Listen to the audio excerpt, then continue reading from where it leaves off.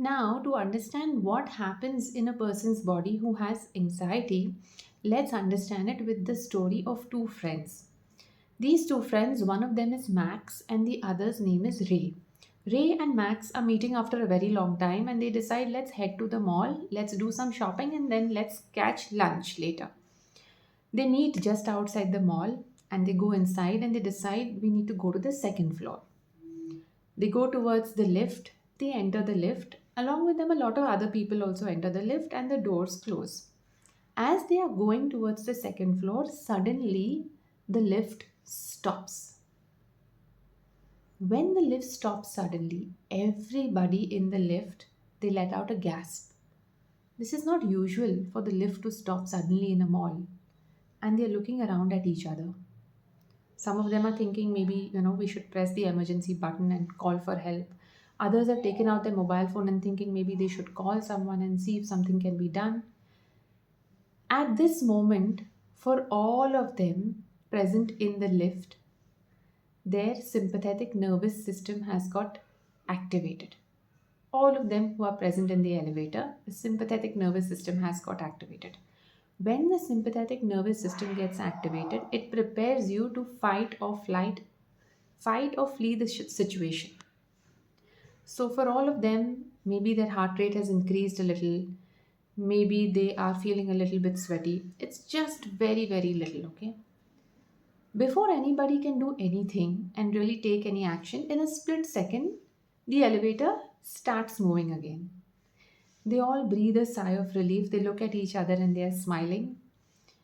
And they're happy that, oh, it was just something momentary. They reach the second floor, the lift doors open. And everybody who had to get off at the second floor, they get out of the lift, including Ray and Max. Now, Ray is thinking in his mind, I had to go and pick up a few things from this shop, but I'm already feeling a little hungry. Maybe I'll tell Max, let's eat something first and then let's go shopping. Max, our friend Max, on the other hand, he is in a different zone. He is still ruminating about what happened back there in the lift. Max's heart rate has gone above 100. His palms are sweaty. His hands are trembling. He's feeling nauseous and he's feeling extremely afraid. He is just about to experience a panic attack. And now he's wondering, how should I tell Ray that I want to go back home? He is afraid to even step back into the elevator and he would rather take the stairs. But he's too afraid to tell Ray anything. Everybody moved out of sympathetic into the parasympathetic nervous system once they got out of the elevator, including Ray. But Max, our dear friend Max, he continues to be in the sympathetic nervous system. His parasympathetic nervous system is not getting activated because he keeps ruminating about what just happened in the lift. He's thinking, what if the lift would not have started? What if we would have met with some kind of a mishap? What if nobody would have come to rescue us? I was already feeling suffocated. What if I wouldn't get water to drink and I would have collapsed? What would have happened? All kinds of what ifs are going on in his head. And he is stuck in a state of panic. His parasympathetic nervous system is super activated. His sympathetic nervous system is super activated, and he's not able to make that switch to the parasympathetic nervous system. But Max was not always like this. What happened to him that he became this way? I'll tell you what happened to him. 6 months ago, Max was living a normal life. He had a job that he liked going to. Suddenly, one day, he was asked to leave from that job. Max, being a sole earning member in his family, that came as a jolt out of nowhere. He then had to look for other jobs. He found a job which he didn't like, which was paying less, and also had to make him work in night shifts. It required him to work in night shifts. Because he started working in night shifts, his sleep was affected. He was not getting good sleep. Because he was working in night shifts, he was not able to socialize and meet his friends during the day. He felt very isolated. Because he was getting paid lower than what he was getting paid earlier, he was going through a lot of financial stress. One day, when he was going to work on his bike, he met with a small accident.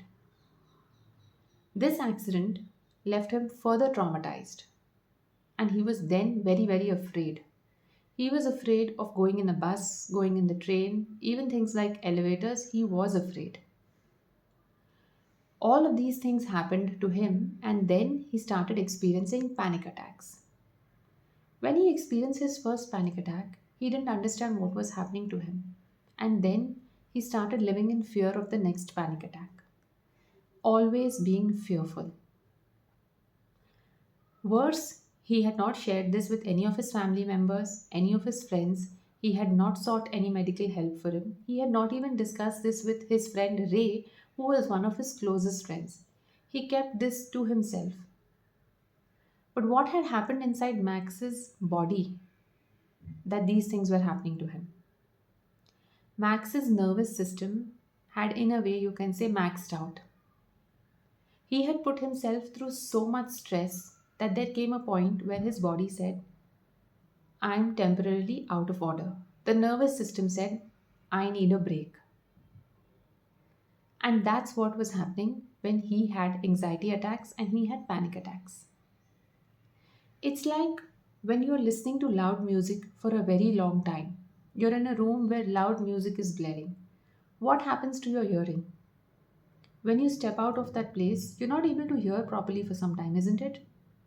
Because it's temporarily out of order. Your hearing has had so much that it's taking time to readjust. The same thing had happened with Max's nervous system. After taking so much pressure and so much stress and keeping it all inside him, not able to let it out in anywhere, not able to give a chance to the parasympathetic nervous system also to get activated.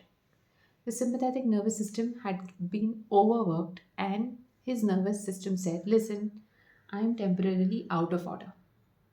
That is what causes panic attacks. That is what causes anxiety attacks. That is what causes anxiety for a lot of us. We often think that when I had my first panic attack, it came out of the blue. I remember when I had my first panic attack, I just a week before that, I had resolved to take better care of myself. I had started sleeping better. I had started taking my supplements. I had started doing yoga. And I was doing this with a very firm resolve. It had been 1 week. And 1 week into all of this, I had my first panic attack. And I thought, why now?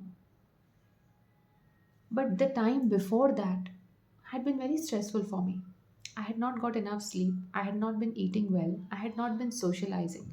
There was a lot of stress that I had gone through, which I had kept inside, bottled inside me, and I had not spoken to anybody.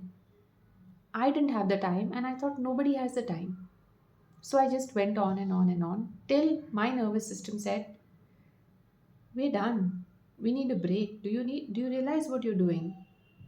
You don't, which is why we need to give you a very strong sign, and here it is. Take this panic attack for you.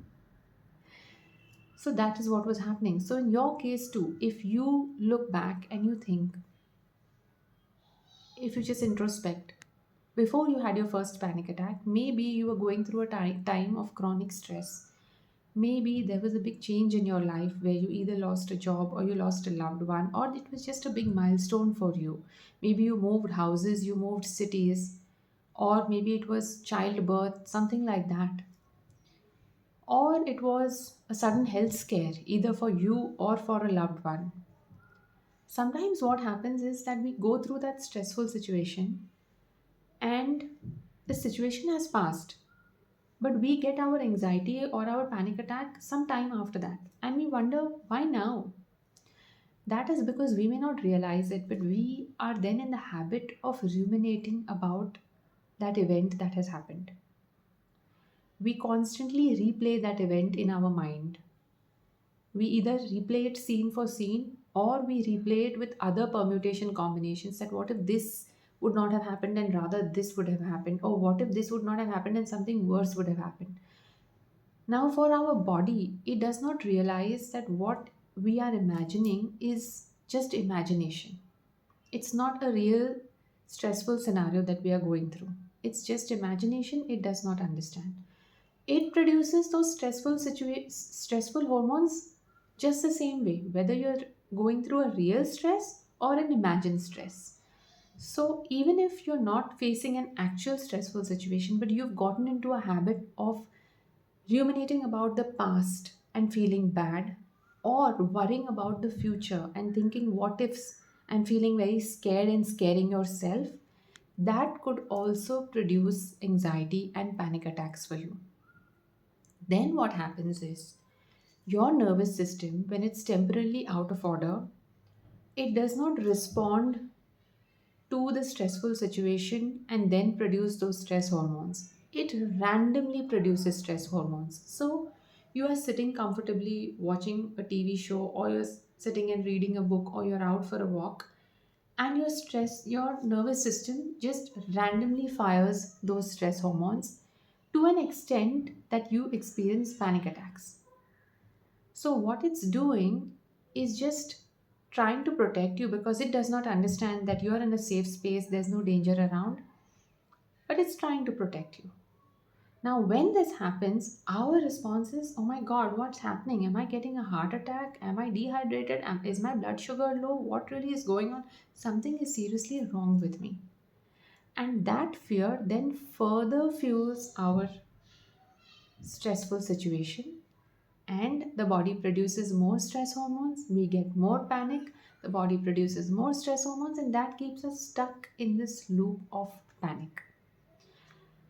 Now this was just to explain to you how and what happens inside your body, inside my body, inside your body, that produces anxiety symptoms and that produces panic attacks. This is the first step. When it comes to recognizing that this is anxiety, the first step is to understand what goes on inside your body that produces anxiety. Because at some level, I think we need to make friendship with panic. We need to make friends with anxiety. We have started getting afraid of panic attacks. I also was very afraid of panic attacks. So I know, but when you understand and you make friends with it, you realize that, hey, you are here to protect me. And I was getting afraid of you. Yes, you are doing it in a way that I don't like. These symptoms that you're producing, I don't like them. They are too uncomfortable. But I get the point why you're doing this. We can fix this. This is the approach that you should be having to your panic attacks. When I started looking at it this way, things clicked, and I was then able to make friends with it and not be afraid of it.